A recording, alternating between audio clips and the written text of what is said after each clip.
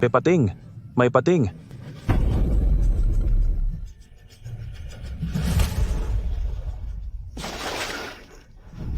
Mga kanayon, tingnan ninyo ito.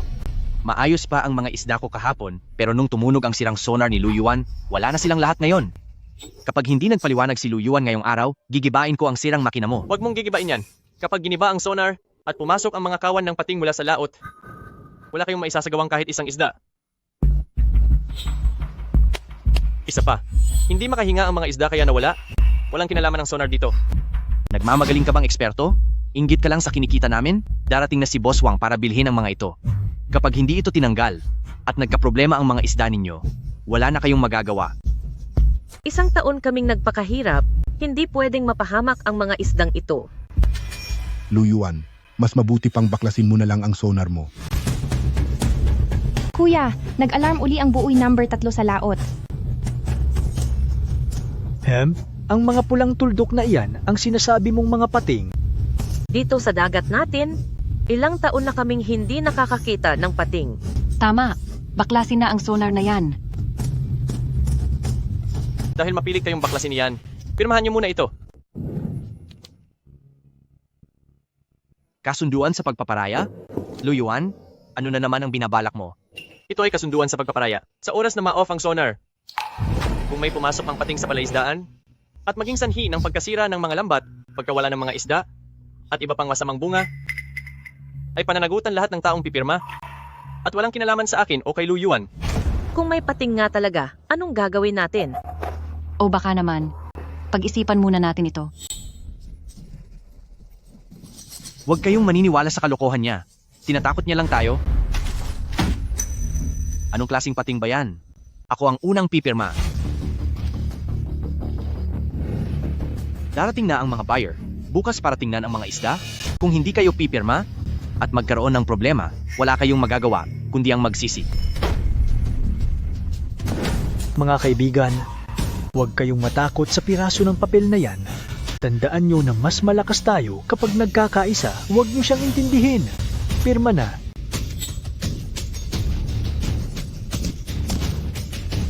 Pirma, inaantay ko lang maibenta ang mga isda para sa kasal ng anak ko.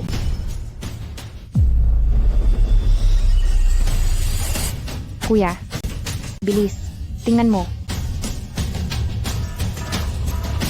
Isang kawan ng pating. Tumigil sila, malapit sa pangalawang bota. Ano ang hinihintay nila?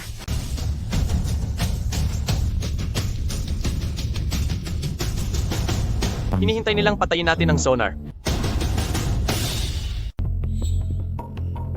Tingnan mo ng mabuti. Lahat ng 30 kabahayan sa baryo, kumpleto silang lahat. Huwag mo kaming takutin sa mga pating. Ngayon, bilisan nyo at baklasin na ang walang kwentang makina na yan. Huling babala ko na ito sa inyo.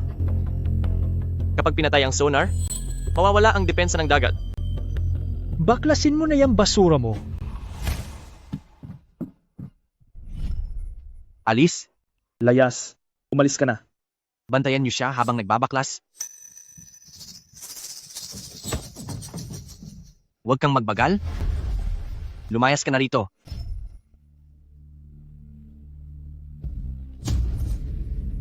Sana ay hindi kayo magsisi. Siraing lahat yan. Sa wakas, tahimik na rin. Pa, bumalik na tayo at maghanda. Darating na bukas ang mga mamimili. Bilisan mo, tumawag ka kay Old Zhao. Sabihin mo sa kanya na lahat ng nasa bodega, lahat ng mabibigat na lambat na bakal at pako ay dalhin dito agad.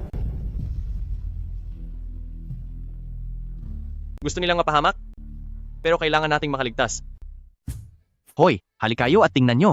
Ang ating dakilang eksperto na si Lu, mukhang marami talaga siyang perang hindi alam kung saan gagastusin at gumagawa pa siya ng sarili niyang bakal na kabaong. Anong mapapala mo sa mga basurang iyan? Tama, napakatahimik naman ng dagat na ito. Saan naman manggagaling ang mga pating? Wala na ang depensa sa labas ng dagat. Kung ayaw niyong mawala ang lahat ng ari-arian nyo, mabuting simulan niyo na ang pagkuha sa mga huli. Kalokohan. Kung kukunin namin ngayon, mas mababa ang kikitain namin sa bawat kilo. Niloloko mo lang kaming mangisda ng maaga para ikaw lang ang kumita ng malaki. Huwag niyo nang pansinin ang baliw na ito. Maayos naman ang lahat ng mga lambat natin. Bukas ng umaga ay darating na ang mga mamimili. Maghanda na kayong yumaman. Hahaha. Kuya, may masamang balita. Tumutunog na ang alarm sa pangalawang bulyas.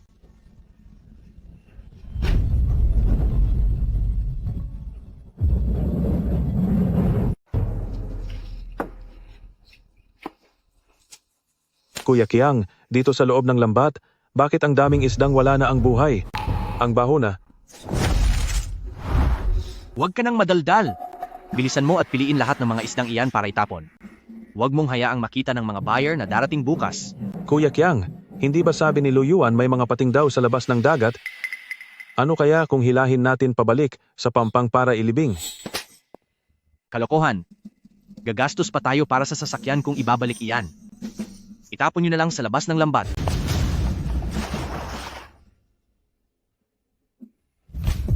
Kuya, tumunog ang alarm ng water monitor natin. Ang blood index sa malapit na bahagi ng dagat ay biglang tumaas. Bilis, kailangan magmadali ng lahat. I-welding na ang huling bahagi ng bakal na lambat.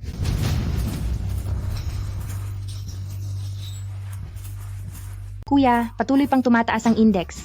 Palapit na rin ang mga pating dito sa atin. Napakanganga talaga ni San Chiang. Tinapon niya ang mga patay na isda rito sa Pampang. Para na siyang naglagay ng pain para sa mga pating. Atensyon sa buong nayon. Nagpadala ng babala ang Luyuan na pasok na ang depensa sa dagat. Papalapit na ang mga pating. Simulan na agad ang pag-aani. Wala nang pakialam, kunin na natin lahat ng makukuha natin. Hinto, walang sinumang aalis. Nasisiraan na ba kayo ng bait? Inggit lang ang Luyuan dahil mabebenta natin ang mga ito sa mataas na halaga bukas, kaya nananakot sila gamit ang peking balita. Pero, Qiangzi, paano kung may pating nga talaga? Masasayang ang pinaghirapan natin ng halos kalahating taon. Anong paano? Kung kukunin na natin ngayon, hindi na sariwa ang mga ito sa inspeksyon ng Boss Wang bukas. Mababawasan ang kikitain natin sa bawat kilo. Babayaran mo ba ang mawawalang pera?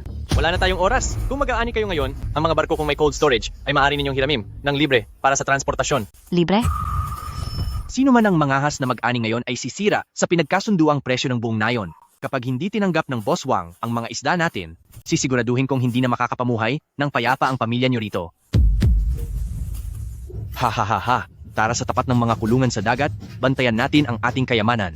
Bukas ng umaga, lahat tayo ay magiging milyonaryo na. Qiangzi, napakaganda ng klase ng mga isdang ito. Pagdating ni Boss Wang bukas, yayaman na tayo. Tignan mo, maayos naman ang mga isda, di ba? Naiinggit lang si Luyuan sa kinikita natin. Anong bang binabalak nitong si Luyuan? Wala namang pating dito. Babayaran ba niya tayo kung lumiit ang benta? Pinaaani pa niya tayo ng maaga. Hump, buti na lang at hindi tayo nakinig sa kanya. Kung hindi, ang ilang daang libong dolyar natin ay mawawalan ng saysay. Oh, Luyuan! Tapos na ba yung bakal mong kulungan?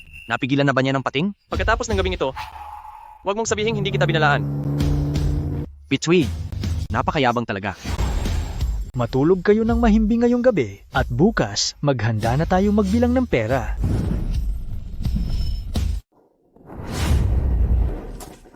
Sino? Sino ang yan? Ito lang ba? Akala ko naman kung may pating talaga.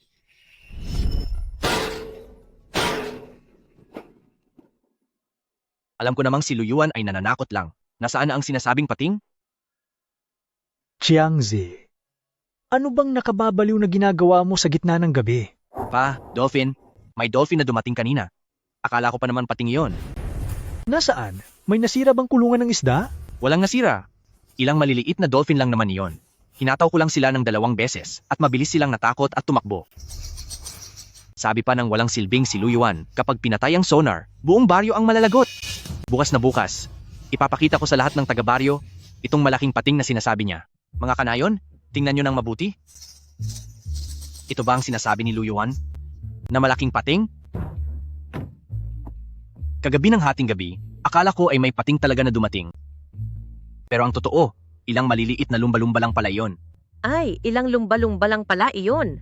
Oo nga, masyadong mayabang itong si Luyuan. Sinabi ko na sa inyo dati, wala namang mga pating dito sa dagat natin. Ang batang iyan na si Luyuan, ayaw niya lang tayong makitang yumaman. Ang itinaboy mo kagabi ay mga lumba-lumba lang na hinahabol ng mga pating. Nasa likuran lang nila ang mga totoong pating. Base sa impormasyon mula sa unang buoy, papalapit na rito ang mga pating. Huwag mo kaming lokohin gamit ang mga basurang iyan. Luyuan, kinalas na ang bulok mong makina. Sino pa ba ang gusto mong takutin sa palabas na iyan? Andito na si Boss Wang.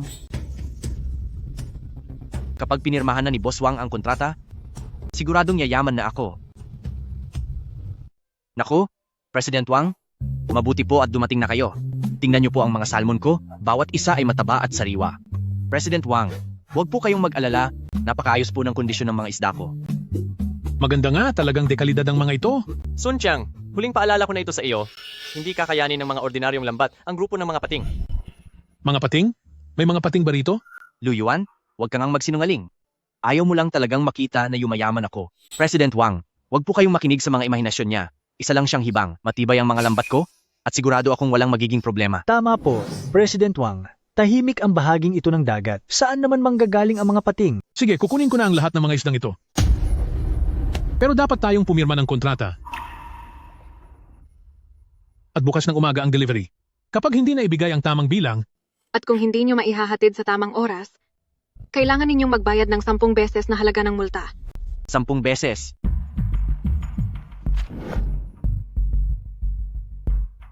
Chiangzi, 10 beses ang bayad sa danyos. Kung sakaling may mangyaring masama. Tay, talagang nagiging matatakutin ka na sa iyong pagtanda? Anong masamang mangyayari? Ha ha ha ha. Nakikita mo ba yan, ekspertong Lu? $1,000,000. Bukas ng umaga, milyonaryo na ako. Ha ha ha ha. Diyan ka na lang sa bulok na kulungan na, yan, makasama mo ang iyong mga pating habang buhay. Ngayong gabi, huwag kang matulog ng mahimbing. Pwe, matutulog ako rito sa mismong platform ngayong gabi.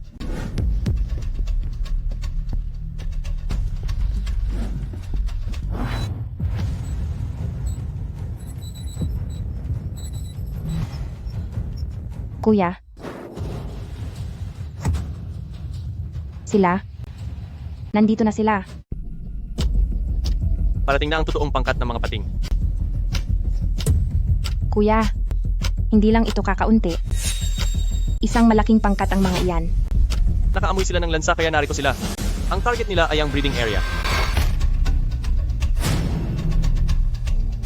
Kuya, kakayanin kaya ng mga bakal na lambat? Kakayanin niyan. Hindi biro ang pagkakabit ko ng double layer na bakal na lambat. Kung hindi nila ito makakagat ng sapat, iba naman ang pupuntahan nila. Kuya, nag-iba sila ng direksyon. Naku po, papunta sila sa mga ordinaryong kulungan ng isda ng mga taga-nayon. Walang bakal na lambat doon. Hindi sila mahaharangan doon. Pagkabilenta ng mga isda bukas, ako na ang magiging milyonaryo. Ang dukhang si Lu Yuan, anong laban niya sa akin? Ano bang klaseng panahong ito? Sana hindi mahirapang pumasok ang bangka ng mamimili bukas.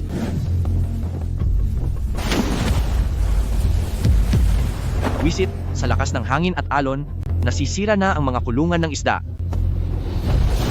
Teka, hindi lang ito dahil sa alon, iba ang ingay na ito.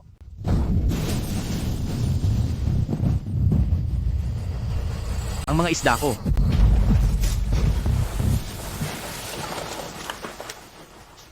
Chiangzi, lumabas ka bilis. May nangyaring masama.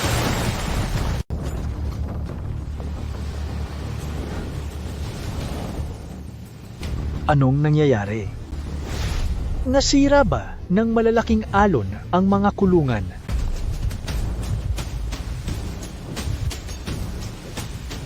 Hindi maaari. Hindi ito maaari.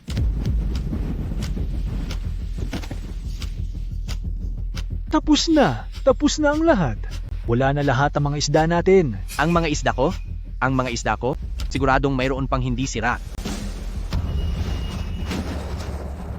Ang mga isda ko? Kayong mga hayop kayo? Isukan nyo ang mga isda ko? Chiangzi, anong ginagawa mo? Huwag kang lumapit. Lalabanan ko kayong lahat. Bubugbugin ko kayong lahat. Ibalik nyo sa akin ang isda ko. Chiangzi, nababaliw ka na ba? Pating iyon, tiyak na mapapahamak ka lang kapag bumaba ka! $1,000,000. Bitawan mo ako? $1,000,000 iyon. Kapag hindi tayo nakapag-deliver bukas, kailangan nating magbayad ng 10 beses? 10 beses ang halaga? Jiangzi, iwas.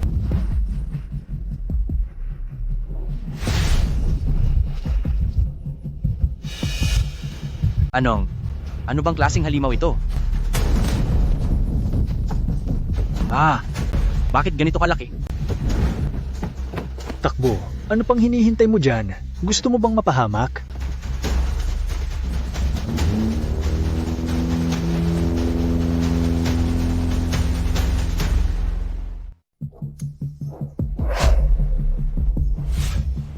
Jiangzi, wala na ang lahat ng mga isda natin.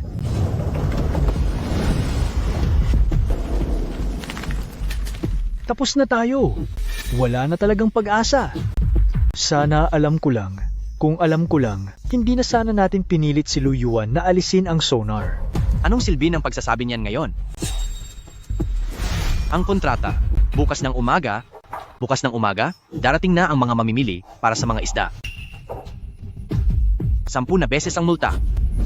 10 milyong dolyar. Anong ipambabayad ko? Paano ko babayaran iyan? 10 milyong dolyar. Kahit ibenta pa natin ang barko, hindi pa rin natin iyon kayang bayaran. Sana pala ay hindi na ako nakinig sa'yo at hindi na nag-alaga ng salmon. Hindi ko dapat pinilit si Lu Yuan na alisin ang sonar. Ngayon ay ako ang sinisisi mo? Hindi ba ikaw mismo ang nagsabi noon na nananakot lang si Lu Yuan? At hindi ba ikaw ang unang lumagda dito? Ang mga mamahaling salmon, ubos na ang lahat. Ang isa ay nagkakahalaga ng ilang daang dolyar. Sino bang mag-aakalang marami palang pating? Ang pera ko. 10 milyong dolyar.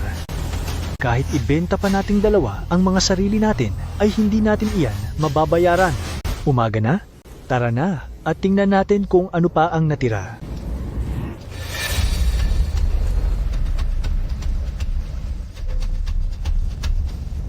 Tapos na ang lahat.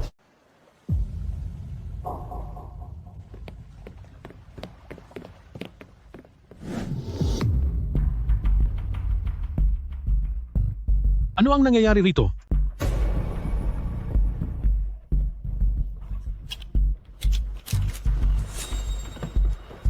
Santiang, nasaan na ang mga isda ko? President Wang, makinig po kayo sa paliwanag ko. Kagabi, may nangyari pong kaunting aksidente kagabi. Opo, President Wang. Masyado pong malakas ang mga alon kagabi. Aksidente pong nabutas ang kulungan, kaya nakawala ang ibang mga isda. Alon, sa tingin mo ba ay bulag ako? Kagat ito ng pating. Bilangin ang mga nawala at sundin ang nakalagay sa kontrata. President Wang, ang mga kulungan sa lugar ay sira ng higit sa 70%. Ang natitirang mga isda ay wala pang 5% ng napagkasunduan sa kontrata.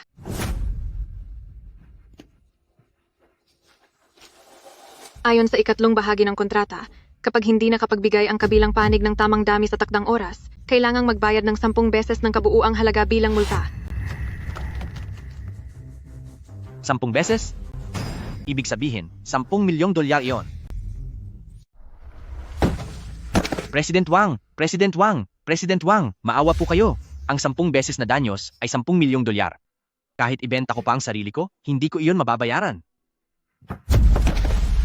President Wang, tingnan niyo po, ang aming mga kulungan ng isda ay tuluyang sinira ng mga pating. Wala na po kaming natitira, simot na ang aming kabuhayan. Parang awa niyo na. Magmalasakit naman po kayo at bigyan kami ng kaunti pang allowance. Wala akong pakialam kung nilamon kayo ng pating o kahit tamaan pa kayo ng kidlat. Ang sinusunod ko lang ay ang kontrata. Nakasulat ito ng malinaw at may pirma. President Wang, nagmamakaawa po ako sa inyo. Talagang wala na po kaming pera.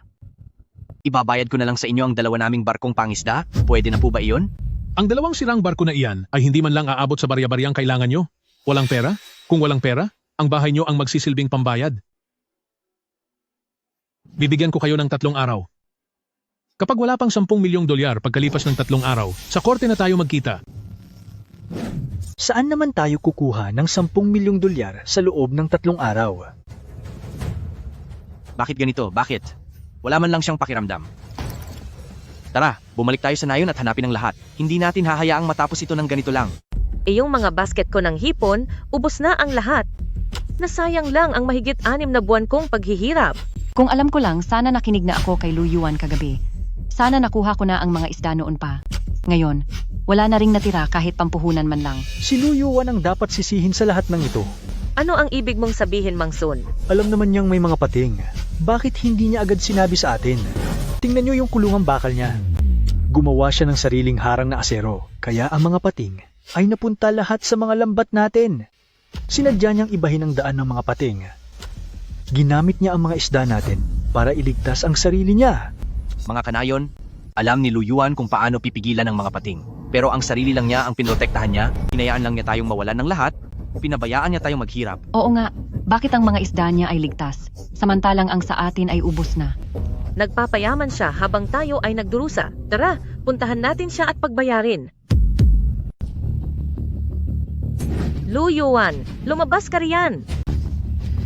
Naglagay ka ng steel nets dahil diyan ay napunta ang mga pating sa aming fish cages. Kailangang magbayad ka. Lu Yuan, alam mong may mga pating, pero sarili mo lang ang inisip mong payamanin. Hinayaan mo lang mawala ang kabuhayan ng buong nayon. Napakawalang puso mo. Mga kanayon, kapag hindi siya nagbayad ngayong araw, sisirain natin ang kanyang pasilidad. Magbayad ka. Magbayad ka. Kuya, bakit sila nagkakaganyan? Sila naman ang namilit sa iyong patayin ng sonar. Ngayon sila pa ang may ganang manisi. Walang silbi kung kakausapin sila ng maayos ngayon. Buksan mo lahat ng monitoring footage. Sige po, bukas na ang lahat. Ngayong nandito na ang lahat, panahon na para magtuos. Lu Yuan, wasak ang 2 ektarya ng aking palaisdaan. Hindi mo kami pwedeng pabayaan. Boss Lu, may busilak kang puso, wag mo na po kaming patulan. Wala na talaga kaming matatakbuhan. Alam mo naman na may pating, pero nagtayo ka pa rin ng bakod na bakal para itago ang sarili mo. Dapat kang magpaliwanag sa aming lahat. Lu Yuan, dahil nagtayo ka ng bakod, napunta tuloy lahat ng mga pating sa lugar namin. Sinadya mo ba kaming hamakin? Tama, dapat mo kaming bayaran. Tapos na ba kayong sumigaw? Sino ba ang nagpilit sa akin na patay ng sonar noong una? At sino ang humarang sa inyo na mag-ani ng maaga? Wala nang matatakbuhan? Noong hawak-hawak nyo ang mga martilyo at sinisira ang mga gamit ko. Bakit hindi nyo inisip na darating ang araw na ito? Huwag mong ilayo ang usapan. Kahit pa kami ang nagpapatay sa iyo, wala kang karapatang magtayo ng bakod para ipahamak kami. Hindi ako ang nagpahamak sa inyo. Ang sarili ninyong kasakiman ang may gawa niyan. Yaw, dalhin mo rito ang gamit. San Chiang, basahin mo ang nakasulat dito at lakasan mo ang iyong boses para marinig ng lahat. Bakit nandito pa rin ang bagay na ito? Ikaw mismo ang pumirma riyan. Pati ang bakas ng iyong daliri, paanong mawawala yan? Ginamit mo lang ang mga pating para takutin kami, sinadya mong pilitin kaming pumirma, hindi iyan katanggap-tanggap. Punong barangay, ikaw ang bumasa.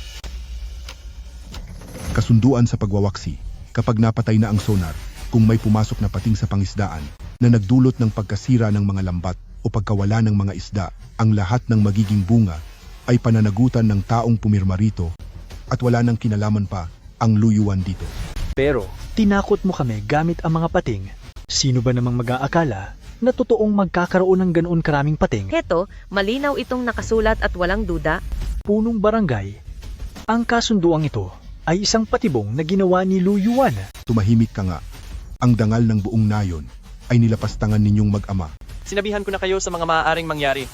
Ngunit sadyang hindi kayo naniwala. Wala akong pakialam. Kahit na pumirma pa ako, sinaktan nyo kami sa pagtatayo ng bakal na lambat na yan. May pera ka kaya dapat kang magbayad sa amin. Gusto mong makipag-usap ng formal? Ibabase ko ito sa siyensya. Gusto ninyong maging bastos? Kung gayon, idadaan ko ito sa batas. Anong klaseng shark na yan? Pipirmahan ko to sa harap nyo. Sinasabi ko sa inyo, kung sino man ang hindi pipirma ngayon, sa oras na magkaproblema ang mga lambat nyo balang araw, huwag kayong aasa na tutulungan kayo ng barangay. Qiangzi, kung hindi mo ba naman kami tinakot na hindi natutulungan ng barangay, pipirma ba kami? Tama siya, Mang Sun. Sabi mo pa noon na mas mabuti ang maraming kasama. Ngayong wala na ang lahat ng mga isda, babayaran mo ba kami? Gusto kong saktan ang sarili ko. Bakit ba ako naniwala sa mga kasinungalingan ninyong mag-ama? Bakit nyo ako sinisigawan? Si Lu Yuan ang nagpatay ng sonar, at siya ang gumawa ng mga bakal na lambat. Doon kayo sa kanya humingi ng pera. Bakit kayo nagpapanggap na mabubuting tao? Noong naghahati-hati tayo sa pera, lahat kayo, hindi ba't ang sasaya nyo rin? Wala akong interes na panoorin ang away nyo. Tama na. Jiangzi, hindi ka pa ba napapahiya sa ginagawa mo? Noong una, ay dala ninyo ang kasunduan ng buong barangay. Pinilit nyo akong humarap para patigilin kay Lu Yuan ang makina. Ngayong nagkaproblema na, gusto nyo pang tumakas sa pananagutan? Malinaw na nakasulat sa kasunduang ito na ang anumang magiging epekto ng pagpatay sa sonar ay responsibilidad ng kung sino man ang pumirma. Dito ay wala nang kinalaman ang Lu Yuan.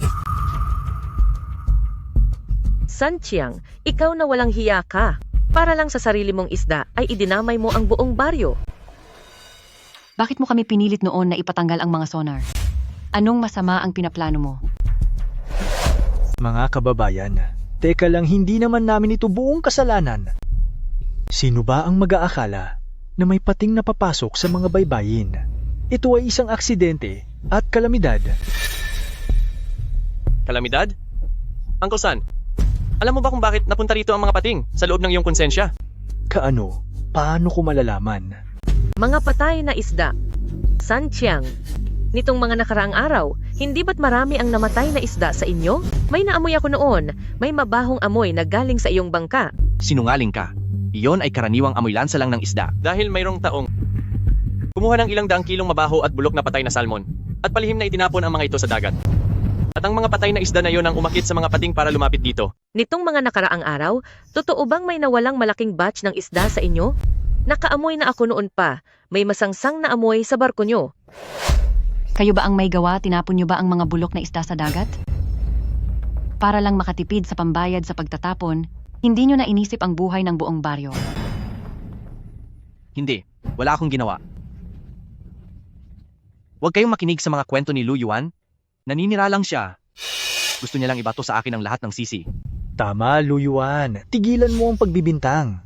Anong ebidensya mo na nagtapon kami ng mga bulok na isda? Kailangang mahuli sa akto. Paninirang puri lang yan kung wala kang ebidensya. Gusto niyo ng ebidensya, ha? Yaw, ilabas mo ang records ng monitoring ng mga nakaraang araw para malaman nila ang buong katotohanan.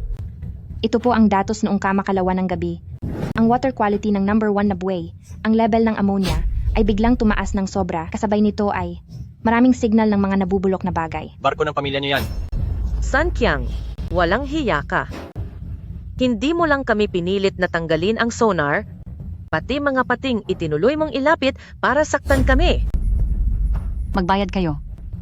Ngayon din, ay dapat ninyong bayaran ang lahat ng pagkalugi sa buong baryo. Kundi ay talagang magbabayad kayo sa akin. Talagang pagbabayarin namin kayo. San Chiang, ngayong araw ay dapat mong bayaran ang lahat ng pinsala sa aming nayon. Kung hindi ka magbabayad, itutapon talaga kita sa dagat para ipakain sa mga pating. Kuya, bumalik na naman ang mga pating sa labas ng dagat. At mas mabilis sila kaysa kagabi.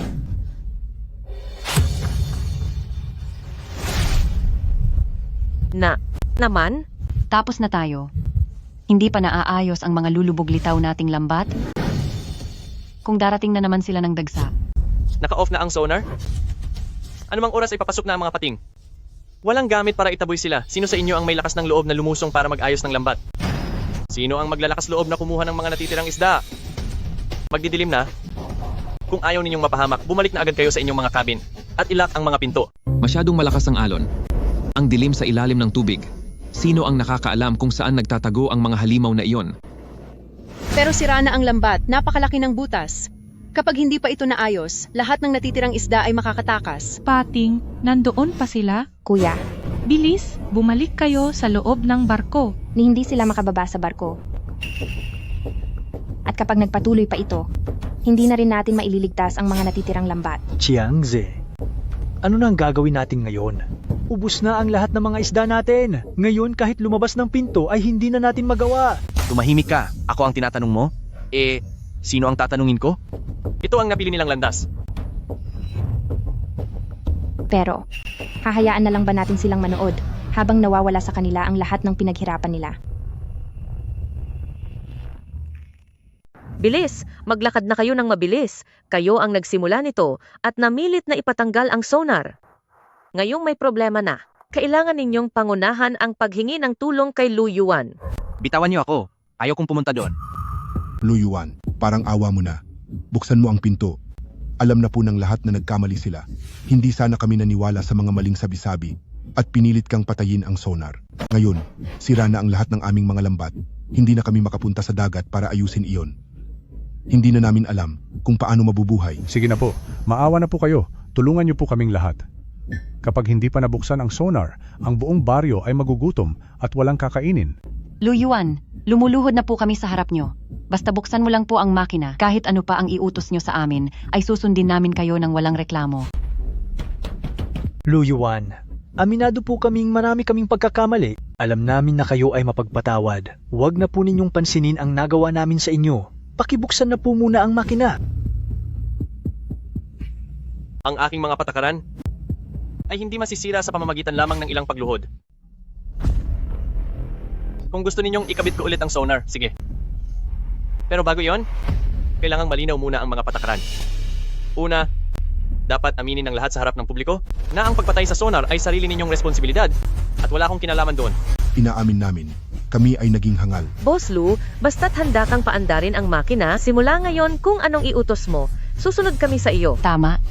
Sino mang mangahas na sumira sa makina, ang buong baryo ay siya mismong magtataboy sa kanila sa dagat. Pangalawa, punong barangay. Ayusin mo na agad ang kaayusan sa lugar. Kapag may gumawa uli ng gulo, kung naniwala sa udyok ng iba, itong sonar, mas mabuti pang sirain ko na lang kaysa ikabit itong muli. Bakit mo kami pinapaalis? Ang platapormang ito ay itinayo sa dagat ng baryo, kaya may karapatan din kami rito. Maaari kang manatili, pero kung makalusot ang mga pating, ikaw ang una na itataboy ko para sa kanila. Maaari ko munang hawakan ang sitwasyon dito at pangunahan ang pag-aayos ng sonar at depensa. Basta't mapaalis lang ang mga pating, kahit ano ay gagawin namin. Ang sonar system ay hindi laro. Sinira nyo ang lahat ng linya, pati ang mainboard ay nasunog. Ang pag-aayos nito ay hindi kasing dali ng pagpindot lang ng switch. Gaano po katagal yan? Anong mga gamit ang kailangan? Tulong-tulong kaming buong baryo. Gagawan ko ng paraan ng mga gamit, pero ang danyo sa tao at mga kagamitan ay dapat panagutan ng may sala. Dapat sumunod ang lahat sa mga utos ko. At kapag may naniwala na naman sa sulsol ng iba o kumilos ng mag-isa, hayaang siya na ang lumaban sa pating sa dagat. Lu Yuan, huwag kang mag-alala kung sino ang hindi susunod sa iyo. Ako mismo ang magpapalayas sa kanya sa baryong ito. Bakit kayo nagtatago riyan? Akala nyo ba kung sino kayo kanina? Hindi ba sabi nyo may boss na kukuha ng mga isda? Bakit niyo ako tinutulak? Hindi lang ako ang sumira sa makina. Dahil kailangang ayusin ang sonar, dapat ay may maglabas ng pera para rito. Para sa mga kagamitan ng sonar, manggagawa, at materyales. Ang unang pondo na 300,000 dolyar ay ang perang dapat na magmula sa inyong dalawa. 300,000 dolyar? Nananaga ka ba? Bakit kami ang magbabayad? Ikaw mismo ang pumatay sa makina. Makinig kayong lahat. Isa itong panggigipit. Wala na rin ang lahat ng mga isda namin. Saan kami kukuha ng 300,000 dolyar? Kung walang pondo, hindi may ikabit muli ang sonar. Mas malakas ang alon mamayang gabi. Ang amoy ng mga patay na isda ay kumakalat na, kaya kayong lahat ay magtago na lang muna sa loob ng barko. Tingnan nyo ang mga natitira ninyong kulungan. Tingnan natin kung ilang shark attack pa ang kaya niyan. Sun Chiang, huwag ka nang magsalita ng ganyan. Pinilit mo kaming pumirma noon. Sino pa ba ang magbabayad kung hindi ikaw? Tama. Ilabas mo na ang pera. Kapag hindi ka nagbayad ngayon, itatapon muna kita sa dagat para ipakain sa mga pating. Wala talaga akong pera. Nasa mga semilya ng isda na ang lahat ng pondo. Walang pera? Kung ganoon ay pumirma muna kayo sa kasunduan ng utang. Tama na. Tigil kayong lahat.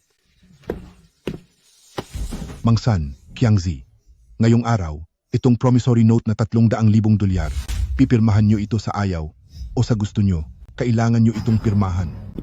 Kapag hindi kayo pumirma, simula ngayon, ang buong baryo ay hindi na magtatanggol sa inyo kahit isang salita. Wala nang pakialam ang baryo kung anuman ang mangyari sa inyo. Bahala na kayong pumunta sa dagat at makipag-usap sa mga pating. Pipirma na ako. Sige na, pipirma na ako. Itong 300,000 dolyar, gagawan ko ng paraan kahit ubusin ko ang lahat para lang mabayaran ito. Anong kamalasan ito? Tayong mga pamilya San, ano bang kasalanan ang ginawa natin? Kamalasan, ginusto nyo iyan. Bilis, ilagay ang thumb mark nyo. Yao, itago mo iyan. Yan ang utang nila sa buong baryo. Makinig na kayo sa mga utos ko ngayon. Ihanda ang pagkabit ng sonar. Sino mang maging pabigat, huwag niyo akong sisihin kung parusahan ko kayo. Sa lahat ng narito, kung ayaw ninyong mapahamak, sundin ninyo ang lahat ng sasabihin ko. Unang grupo, pumunta kayo sa pier at kunin ang lahat ng malalakas na flashlight at dalhin dito. Takot sa maliwanag na ilaw ang mga pating, kailangan maging kasing liwanag ng araw ang bahaging ito ng dagat. Sige po, isasama ko ang mga tao ko para maghakot. Ikalawang grupo, dalhin ang lahat ng diesel generator at mga gamit sa barko, at ipunin ang mga ito sa paligid ng mga lambat. Gagamit tayo ng malakas na vibration para guluhin ang sonar system nila. Ikatlong grupo, ikonekta ang mga natitirang lambat gamit ang barko para magsilbi itong harang. Iharap ang unahan ng barko sa labas at maghanda sa anumang banggaan. Mga kasama, sumakay na kayo sa barko. Kayong dalawa, kunin nyo ang mga generator. Huwag kayong magkunwaring wala kayong alam. Bakit kami makikinig sa iyo? Kumilos na kayo. Gusto mo bang mapahamak ang buong nayon?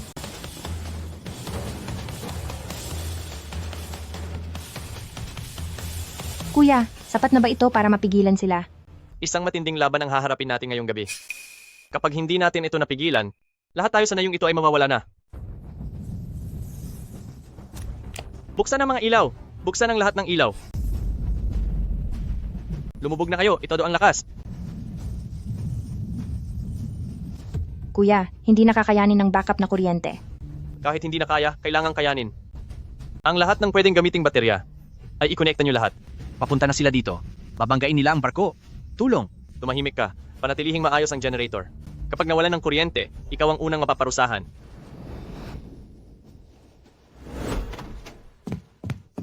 Kuya, tagumpay na ang pag-aayos ng bagong frequency. Bumalik na ang signal. Nagawa na uli ang harang.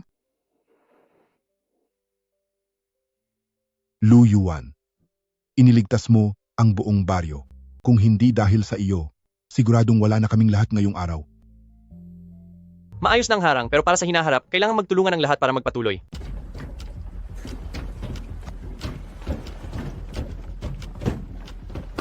Jiangzi, bilisan mo ang galaw. Hindi ka ba kumain?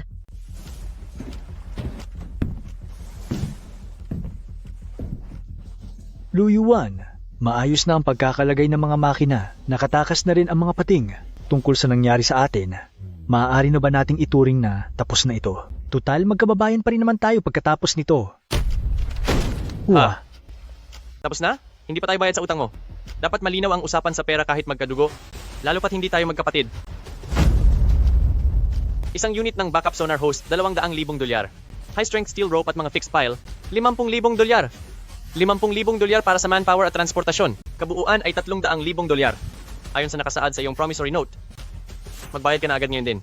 Kahit 1 sentimo ay huwag kang magkulang. $300,000? Para mo na kaming pinahihirapan ng husto niyan. Kahit pambili ng bigas sa bahay namin, ay wala na kaming matira. Lu Yuan, nahihibang ka na ba sa pera? Wala na lahat ang mga isda namin. Saan kami kukuha ng $300,000 para ibayad sa iyo? Pangongolekta na ito ng labas sa katwiran. Walang pera? Kung ganoon ay kunin niyo ang inyong bangkang pangingisda, mga kulasisi at bahay bilang pambayad utang. Malinaw ang nakasulat na kasunduan, kaya wala kayong magagawa kundi magbayad. $300,000? Garapalan naman yan. Wala akong pera. Bangkarote na ang pamilya namin at wala nang natira sa mga isda namin. Kahit na gawin mo pang ibenta itong matanda kong katawan, hindi pa rin aabot sa $300,000 iyan. Lu Yuan, maawa po kayo. Winasak lang kami ng mga pating. Ngayon kahit pambili ng pagkain ay wala na kami. Para mo na kaming pinatapon sa wala. Mga kababayan, iisang baryo lang naman tayo. Tulungan nyo naman kaming makiusap. Makiusap? Noong pinilit nyo kaming tanggalin ang mga sonar, nasaan ang malasakit nyo sa kasanib sa baryo? Kung hindi dahil sa patagong pagtatapon nyo ng mga patay na isda na naging dahilan ng paglapit ng mga pating at sa pagpigil nyo sa amin na makapangisda, sa tingin nyo ba magkakaganito tayo ngayon? Bagay lang sa inyo ang mabangkarote. Muntik nyo nang ikapahamak ang buong baryo, tapos ngayon ayaw nyo magbayad? Imposible! Nakasulat na ito ng malinaw. May lagda at selyo nyo ito. Responsibilidad nyo ito na kusang pinirmahan. Kung walang pera, mga ari-arian ang ibayad nyo. Mang San, Jiangzi, lahat ng tao rito ay nakamasid, hindi nyo ito matatakasan. Bibigyan ko kayo ng kalahating araw bago lumubog ang araw ngayong hapon. Kapag hindi kayo nakapaglabas ng $300,000, mapipilitan ang baryo na kumilos at kukunin namin ang inyong palaisdaan, bangkang pangingisda at bahay bilang pambayad utang. Ang ginagawa nyo ay pagnanakaw, pinipigilan nyo ang kalayaan naming kumilos, tatawag ako ng 911 para huliin kayo? Lumabag sa batas? Subukan mong tumawag sa mga pulis? At tignan natin kung sino ang huhuliin nila.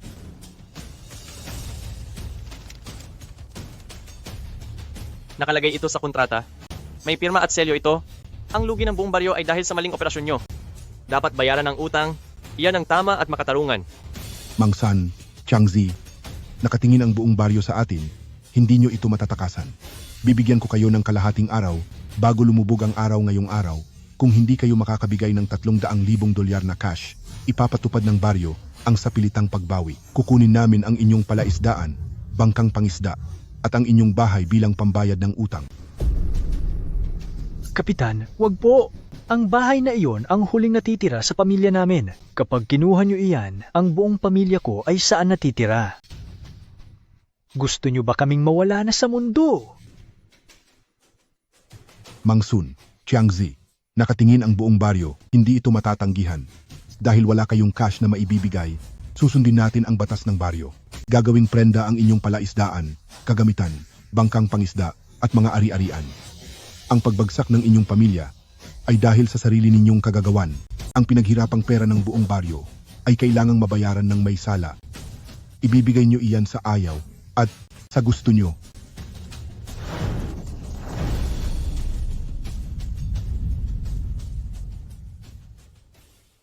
Ang 2 bangkang pangisda na didiesel ay nagkakahalaga ng 100,000 dolyar at ang mga natirang gamit panghangin at pangpakain sa mga kulungan ng isda ay 50,000 dolyar. Isama pa ang isinanlang titulo ng bahay na nagkakahalaga ng 150,000 dolyar. Ang 300,000 dolyar para sa pagpapatuloy ng operasyon ay bayad na. Ang bangka ko, ang mga makina ko, iwanan nyo yan. Luyuan, balak mo talagang ubusin at pahirapan ang buong pamilya namin. Wala kang pusong hayop ka. Luyuan, huwag kang masyadong kampante. Kung hindi dahil sa pagpipilit mo sa sonar na yan at sa mga pre-warning system na yan, hindi sana hahantong sa ganito ang pamilya namin. Ang utang na ito, babawi ako sa iyo balang araw. Gusto mong bumawi? Sige. Ang 300,000 dolyar na ito ay para lamang sa muling pag-install ng sonar. Pero ang tungkol sa palihim na pagtatapon ng mga patay na isda sa dagat noong hating gabi, pati na ang iligal na pag-aalaga na dahilan ng pag-akit sa mga pating, hindi pa natin yan nasisimulang pag-usapan. Anong sinasabi mong kalokohan tungkol sa mga patay na isda? Hindi ko alam ang sinasabi mo. Kapag nakuha ko na ang CCTV footage ng pinanggalingan, at kapag hawak ko na ang resulta ng pagsusuri sa tubig, doon mo malalaman ang lahat. Pagdating ng oras na yon, hindi lang basta pera ang kabayaran dito.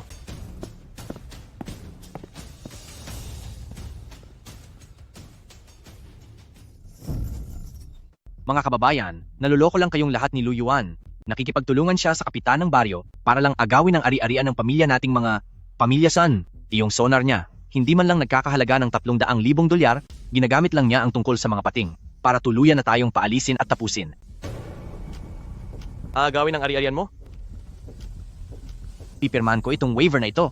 Kapag may nangyaring masama, kaming mga pamilyason mismo ang mananagot. Hinding-hindi kami hihingi kay Luyuan ng kahit isang kusing. Kahit gumuho pa ang mundo, kaming mga pamilyasan mismo ang haharap dito. Nakatalaga na yan sa kasunduan. Saksi ang buong baryo. Bakit hindi mo sinabi iyan noong pumipirma ka ng kontrata? Aagawin ko ang ari-arian mo. Ngayong may nangyari ng masama, gusto mong isisi ang lahat sa akin? Dahil sinadya mo akong gawan ng patibong. Matagal mo nang alam na may darating na mga pating. Bilang isang matanda na, dapat kang maging responsable sa iyong nilagdaan. Subukan niyo pang magdala ng tao rito para gumawa ng gulo sa barangay. At tatawag na ako sa 911.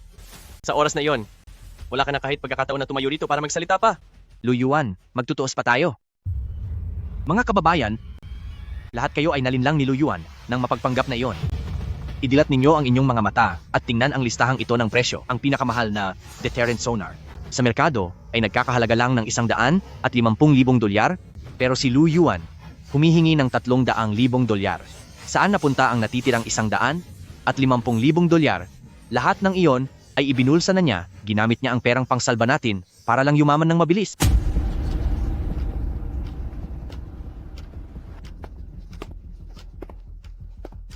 Tapos ka na ba? Bakit? Nakokonsensya ka ba? Luyuan, ngayon, kailangang magpaliwanag ka sa buong baryo. Ibalik mo ang 150,000 dolyar na kinuha mo. Kapitan, nandito po lahat ng dokumento para sa listahan ng binili para sa sonar. Record ng binayad mula sa account, pati na rin ang resibo mula mismo sa kumpanya. Malinaw po ang bawat detalye rito. Eksaktong 300,000 dolyar, walang labis, walang kulang. Nandito rin ang tatak ng kumpanya at ang security code mula sa gobyerno. Walang kinuha kahit 1 sentimo si Lu Yuan mula sa pondo ng baryo. Santiang, niloloko mo na naman ba kami gamit ang peking impormasyon? Ano ba talaga ang balak mo?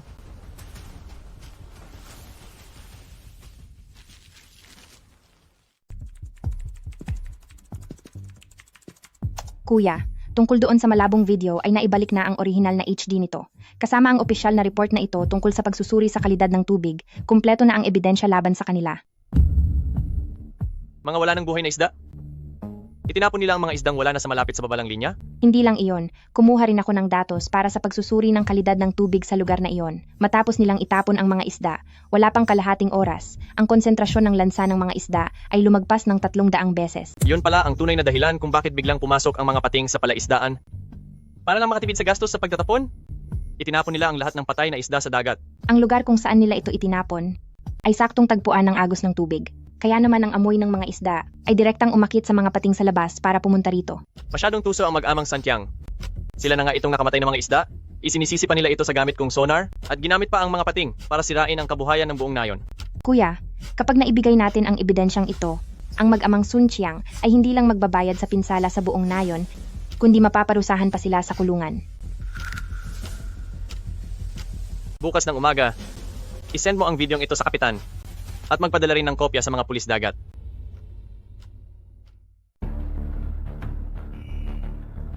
Ay, Chiangzi, anong katangahan ang ginagawa mo sa kalagitnaan ng gabi? Masisira na ang pinto sa ginagawa mo. tungkol sa ginawa nating pagtatapon ng mga patay na isda, hindi na ito maililihim. Ang walang hiyang Lu Yuan na yon, siguradong nakakuha na siya ng ebidensya. Hindi pwede. Hinding-hindi ko hahayaang maibigay niya ang ebidensyang iyon. Kapag nagkaproblema ulit ang sonar at muling umatake ang mga pating, gugulo ang buong baryo at mawawalan na siya ng oras para asikasuhin ang tungkol sa mga patay na isda. Chiangzi, anong gagawin mo sa mga yan? Huwag kang gagawa ng kamangmangan. Dahil kapag nahuli ka, tiyak na mabibilanggo ka. Ang pamilya natin ay hindi nakakayanin ng isa pang gulo. Kamangmangan? Ginagawa ko ito para iligtas ang pamilya natin. Ngayong gabi, pupuntahan ko ang sonar niya para tuluyang sirain yon. Hahayaan ko siyang malasap, ang pakiramdam ng mawalan ng lahat.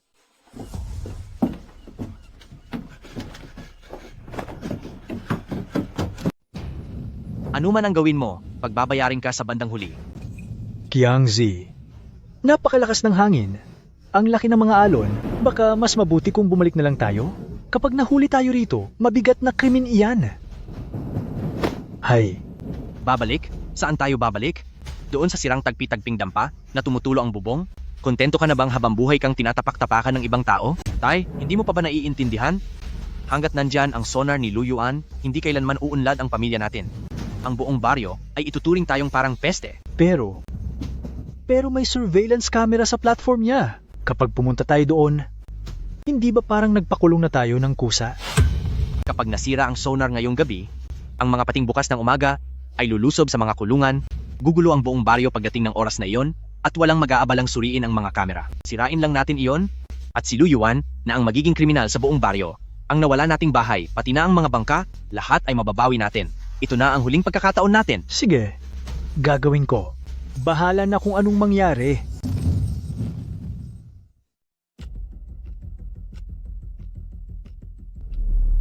Kuya, andito na talaga siya. Lumabas na tayo ngayon at huliin siya sa akto. Maupo ka. Pero kapag naputol na ang pangunahing kable, masisira ang mga kagamitan. Daan-daang libong dolyar ang halaga ng mga makinang iyon.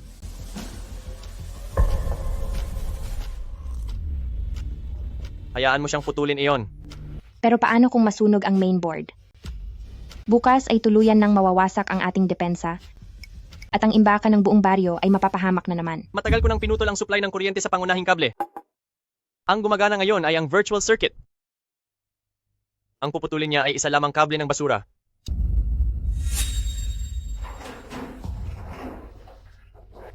Buksan mo ang lahat ng anggulo ng mga surveillance camera. Ang kailangan lang nating gawin ay ireserba ang lahat ng ebidensya.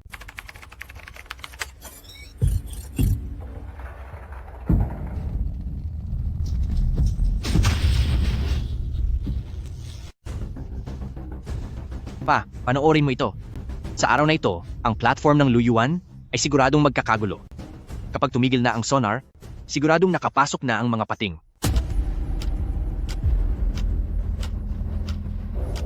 Imposible. Hindi ito maaari. Maliwanag na pinutol ko ang pangunahing kable.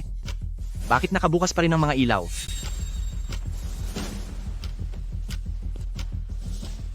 Dahil ang backup system ay sa loob ng 0.5 na segundo, ay automatiko itong pumalit. Ikaw, alam mo na ito noon pa.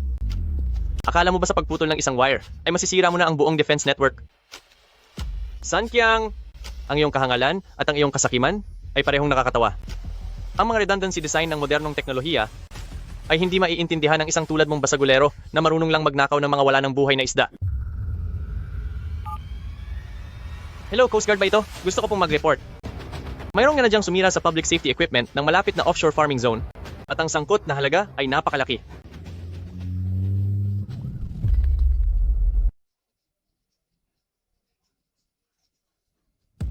Isang patibong, lahat ng ito ay patibong na inihanda ni Luyuan. Sinadya niya akong akitin papunta roon.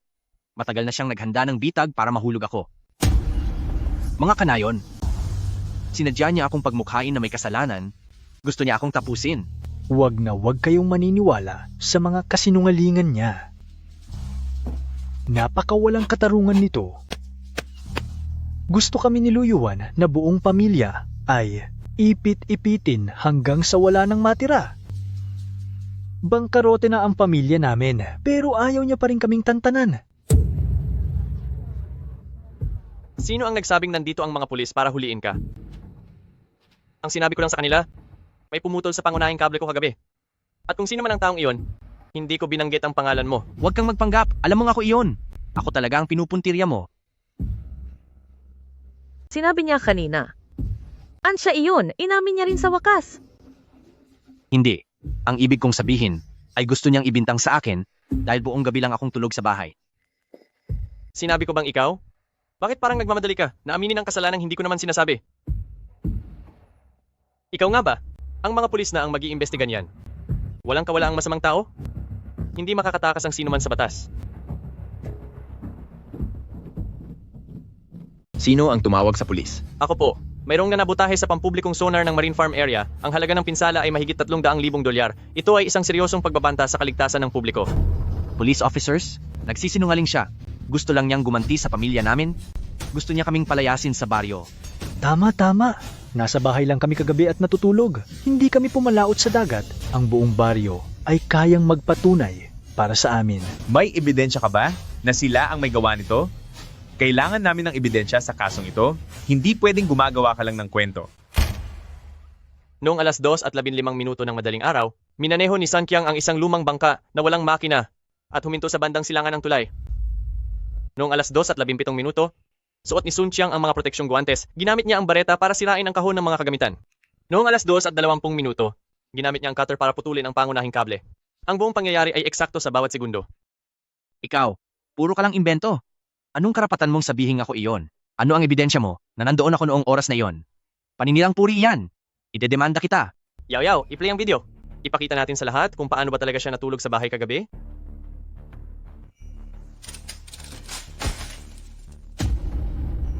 Sun Chiang, wala kang hiya. Gusto mo bang ikahamak ng buong baryo? Kapag tumigil ang sonar, mawawalan ng internet ang lahat. Peke yan, peke ang video na yan. Marunong sa computer si Luyuan? Ginawa niya lang ang video na iyan gamit ang AI. In-edit niya lang ang mukha ko riyan. Sa panahon ngayon, marami ng ganyang klaseng teknolohiya sa internet. Tama! Napakataas na ng teknolohiya ng computer ngayon. Kahit ano ay pwedeng mapeke. Sun Chiang, iniisip mo ba na kapag hindi ka umamin, ay mawawala na ang ebidensya? Sa system log ng mainboard ng kagamitan, alas 2:20 at 3 segundo ng madaling araw, biglang nawalan ng boltahe ang pangunahing kable at ang backup na sistema ay automatikong gumana pagkaraan ng 0.5 segundo. Ang oras na ito ay direktang nakatala sa hardware mismo, hindi ito mababago ng kahit anong software. At ito, kasama ang nakita sa CCTV, ay tumutugma sa oras ng pagkawala ng kuryente, aktwal na magkapareho sila.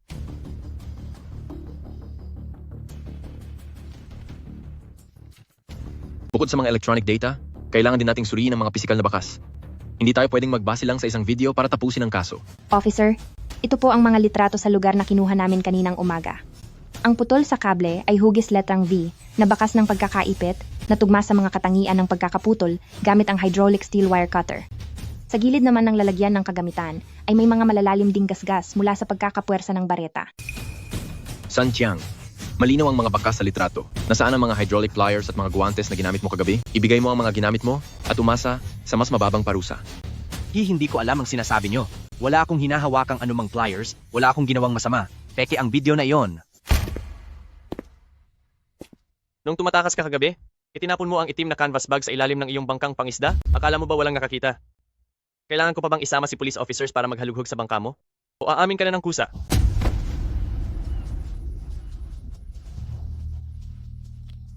Tinatawagan ng second group, pumunta sa bangka ni Pamilya Sun sa silangan ng Pantalan at hanapin ang itim na canvas bag.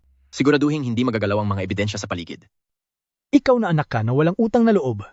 Bakit mo nagawa ang ganitong katangahan? Dahil sa ginagawa mo, ilalagay mo ang ating pamilya sa panganib. Mga sir, siya lang po ang may gawa nito. Wala po akong alam dito. Uncle San, huwag mo muna siyang pagalitan. Dahil ang mga katangahang ginawa ng pamilya nyo ay hindi lang ito ang iisa. Ngayon, tatapusin na natin at pagbabayarin kayo sa lahat ng inyong mga atraso. Tingnan ninyong mabuti. Ito ang video mula sa CCTV noong madaling araw. 3 araw na ang nakalipas sa warning line sa labas ng dagat. Ito ang ulat ng pagsusuri sa kalidad ng tubig noong gabing iyon. Para makatipid sa pambayad sa pagtatapon, si Pamilya Sun ay ilegal na nagtapon ng mga isdang wala na ang buhay na naging sanhi upang ang lansa sa dagat na iyon ay lumampas ng 300 beses sa normal na antas at iyan ang tunay na dahilan kung bakit naakit ang mga pating at nasira ang inyong mga lunday. Kayo pala ang may gawa nito. Kayo ang nag-akit sa mga pating at kayo pa ang nagmalinis pagkatapos manira para pilitin kaming utusan si Luyuan na patayin ng sonar. Kayo ang mga taong walang konsensya. Ibalik niyo ang pinaghirapan naming pera. Parusahan ang mga iyan. Magsilayo kayo, lumayo kayo lahat, kumalma kayo. Huwag kayong gumawa ng labag sa batas. San Chiang, ang tauhan mong si Ashui ay nailigtas ng mga bantay dagat at umamin na siya sa lahat. Pinaghihinalaan kang nag-utos sa iba na iligal na magtapon ng mga isda at manira ng kagamitang pangkaligtasan ng publiko. Kailangan naming isama ka para sa investigasyon. Bitawan niyo ako. Wala akong kasalanan. Si Luyuan ang pumilit sa akin. Kung hindi lang siya nagpumilit na maglagay ng sonar, paano mababangkrote ang pamilya namin? Gusto ko lang makaganti. Anong karapatan niyong hulihin ako? Sir, opisyal, wala po akong kinalaman dito. Wala po akong alam. Palagi ko naman siyang tinuturuang maging mabuting mamamayan pero sadyang hindi siya nakikinig. Iyong hydraulic pliers, palihim niyang binili iyon. Maging ang mga isdang wala na ay hinatid niya sa pamamagitan ng bangka sa kalagitnaan ng gabi. Tulog na tulog ako noon. Talagang wala akong alam. Siya ang hulihin niyo. Huwag ako. Walang hiya kang matanda ka. Ikaw ang nag-utos sa akin na gawin iyon at ngayon ay huhugas kamay ka na lang bigla?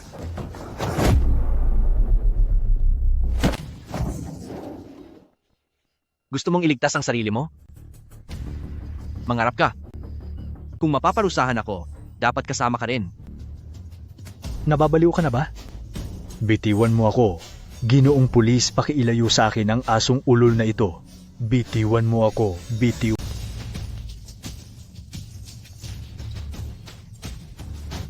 Siya ang may pakana na itapon ng mga isdang wala na.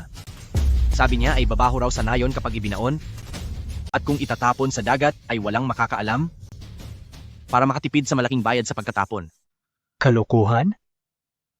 Ikaw nga itong napagod sa paghuhukay. Kaya mo naisipang gumamit ng bangka para itapon sa dagat. Wala kang kwentang anak.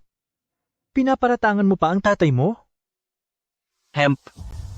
Sabi mo pa noon, kapag pinaalis natin si Luyuan, ang pamilya natin ay makukuha ang buong dagat na ito at maging hari ng buong baryo. Ako, ginagawa ko lang iyon para sa ikabubuti ng lahat. Pero hindi ako ang sumira ng sonar. Ikaw mismo ang kumuha ng gato. Ikaw naman ang lookout ko. Habang nasa bangka ka, ay nakatingin ka lang habang ginugupit ko ito. Sunhay, suspetsado ka sa pagtatago. Iligal na pagtatapon ng mga patay na isda at pagtulong sa pagsira ng pampublikong gamit. Sumama ka sa amin.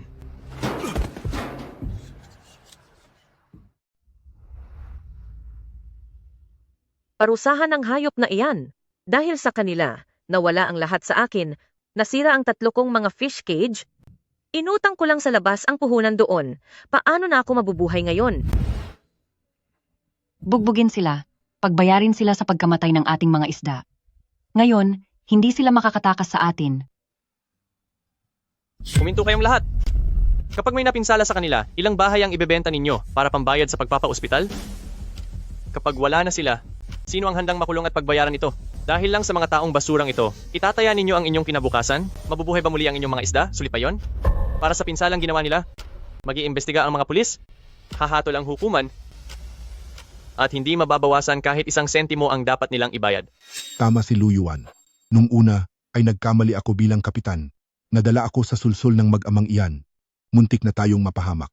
Sanhay, dinamay ninyong mag-ama ang buong nayon sa kapahamakan.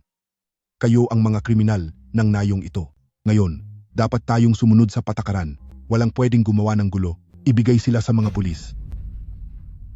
Lu Yuan, alam ni Uncle na mabuti kang bata. Tingnan mo naman, dahil matagal na tayong magkanayon, kausapin mo naman ang mga pulis na bawiin na ang kaso. Binuhat ka pa ni Uncle nung bata ka pa. Hindi naman nasira ang mga makina mo. Maawa ka na po sa amin. Pagbigyan mo na kami. Tay, bakit kayo nagmamakaawa sa kanya? Magbabayad lang naman tayo. Marami akong pera.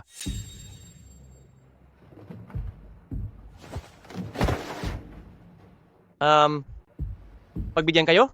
Noong pinagbibintangan nyo ako gamit ang mga patay na isda, naisip nyo ba ang kapakanan ko? Noong pinilit nyo ang buong nayon na tanggalin ang sonar, naisip nyo ba ang kapakanan ng lahat ng tao rito?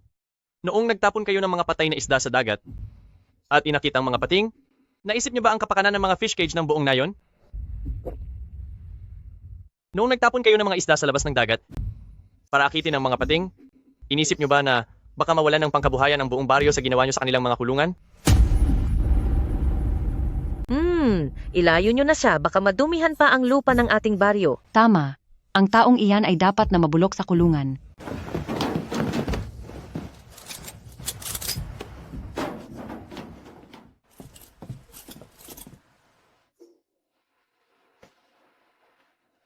Lu Yuan, Uncle, sa harap po ng buong baryo ngayon, ay humihingi ako ng paumanhin sa inyo. Naging pabaya ako bilang inyong kapitan. Halos mapasama ko po kayo. At muntik ko na ring sirain ang pangkabuhayan nating lahat. Lu Yuan, pasensya na po kayo. Nasilaan lang po kami ng dahil sa pera noon, kaya sumama kami sa gulo ni Sun Chang.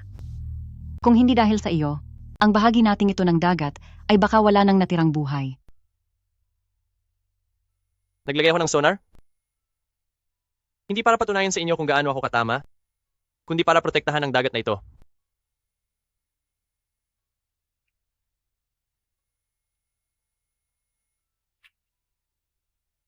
Kung talagang naintindihan na ng lahat ang dahilan na ito, pirmahan nyo na itong bagong kasunduan sa kaligtasan ng aquaculture sa baybayin.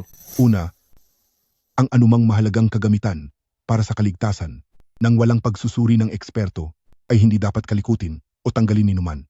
Pangalawa, kapag may nakitang kakaiba sa tubig o mga isdang wala na, dapat itong iulat agad para maberipika.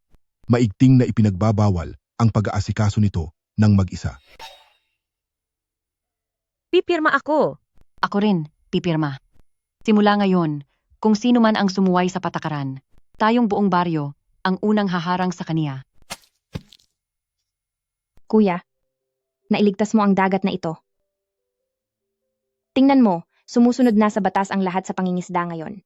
Wala na ring nagtatangkang maunang magbaba ng lambat para lang makipag-unahan sa presyo. Mula nang makulong ang mag-amang Sun Chang, tuluyan nang nagbago ang ugali ng mga tao sa nayon. Ang mga batas ay natututunan mula sa mga aral. At ang mas importante, napanindigan natin ang ating prinsipyo bilang tao. Ang dagat na ito ang bumuhay sa napakaraming henerasyon ng ating pamilya. Ang teknolohiya ay hindi kailanman dapat gamitin bilang instrumento para sirain ang ating yaman, kundi bilang proteksyon para sa kalikasan. Hanggat may respeto tayo sa kalikasan at sumusunod sa mga panuntunan, patuloy tayong pakakainin at bubuhayin ng dagat na ito. Simula ngayong araw, gagawin kong lugar ang dagat na ito kung saan ang lahat ay pwedeng kumita ng malinis at taas noong makakapaghanap buhay ng marangal.